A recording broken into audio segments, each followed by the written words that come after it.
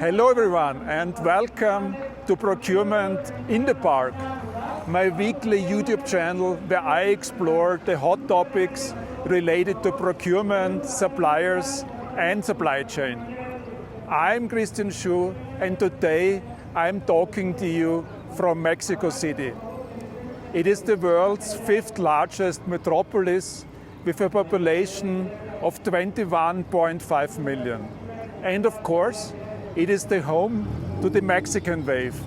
Back in 1986, someone or some people who were watching the FIFA World Cup in Mexico's Estadio Azteca stood up, lifted their hands above their head and sat down. Then the person next to them did the same, and before too long a vast crowd was doing what became known as the Mexican wave.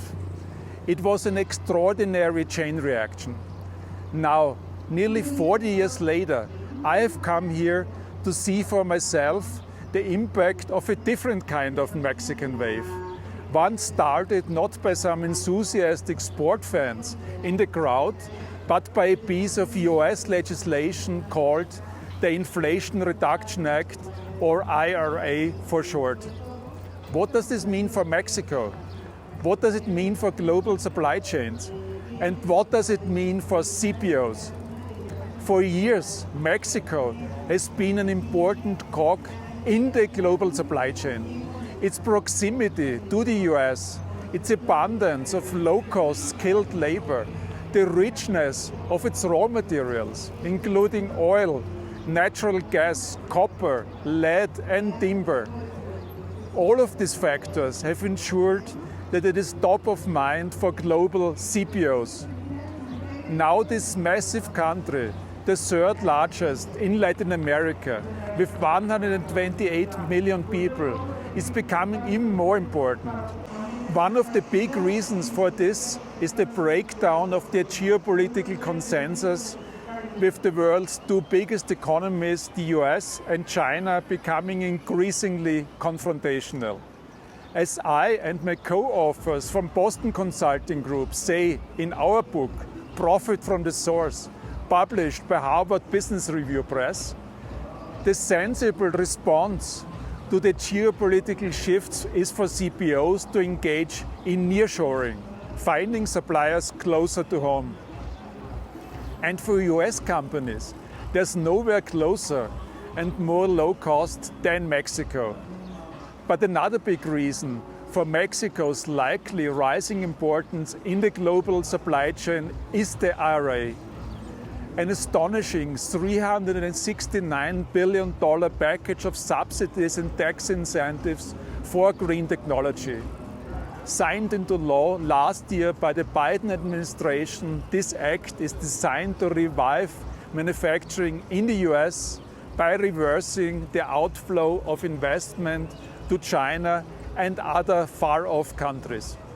But Mexico and Canada, as America's closest neighbors and partners in the three-way US-MCA free trade agreement, stand to benefit and benefit big time. As Marcelo Ebrard, Mexico's Secretary of Foreign Affairs, explained after the Inflation Reduction Act was passed, this is a big door opening for Mexico and for the Mexican economy.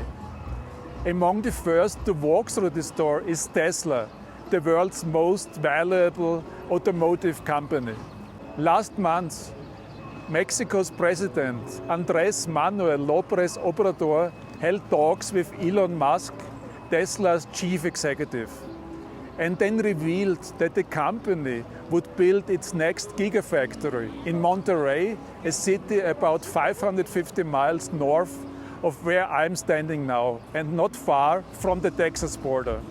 Y se va a establecer la planta en Monterrey con una serie de compromisos.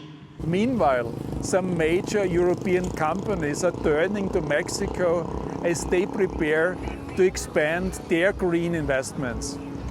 The country is a broad-based manufacturing economy that includes electronics, aerospace, metals, machinery, and IT hardware. In a recent report by Schroders, the global investment firm, Mexico was found to rank better or equal to China in 9 out of 14 manufacturing attractiveness factors. But as CPOs make their move to take advantage of the IRA bonanza, they should be mindful of the long-term implications of their actions.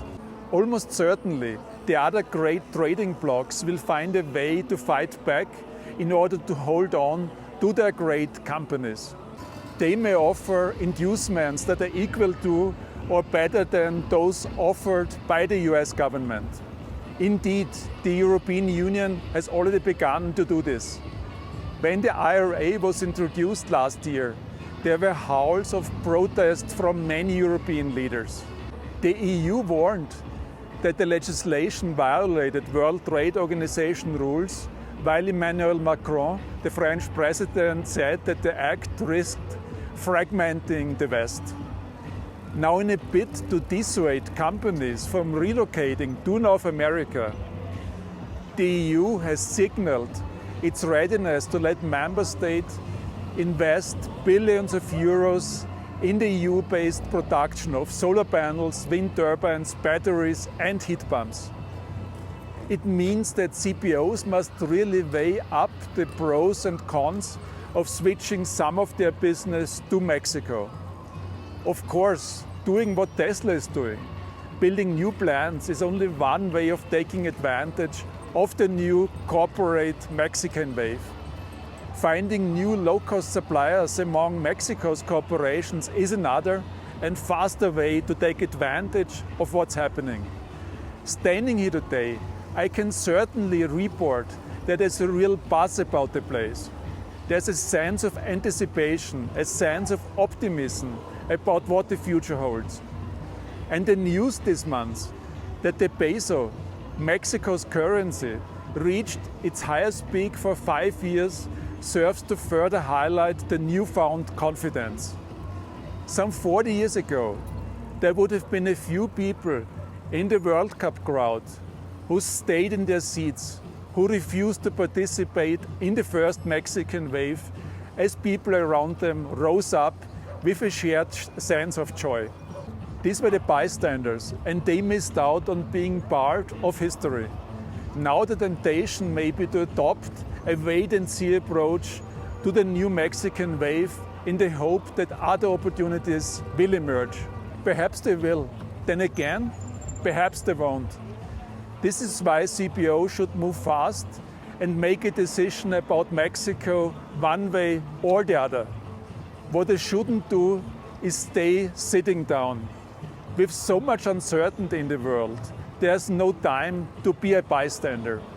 It is time to be a participant. Thank you for watching. I'm Christian Schuh, and this is Procurement in the Park.